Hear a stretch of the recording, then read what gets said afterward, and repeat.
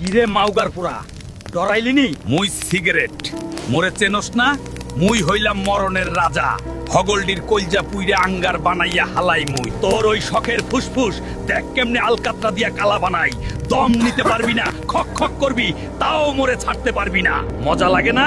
মোগলগে দোস্ত পাতাস, এখন তোরে ক্যান্সার দিয়া উপহার দিমু। তিলে তিলে শেষ হইয়া যাবি। মোরে ছাড়ার ক্ষমতা তোর নাই। তোর পকেটের টাকাও খামু, আবার তোর জীবনটাও খামু। মুই বড়ই দজ্জাল। কিরে মাউগার পুরা ডরাইলিনি?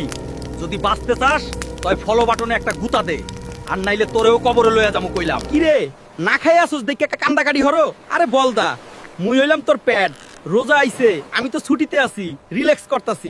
দেখ তোর শরীরে কি করতাছি। তুই না খাই আসুস দেখে আমি এখন অটোফেজি করতাছি।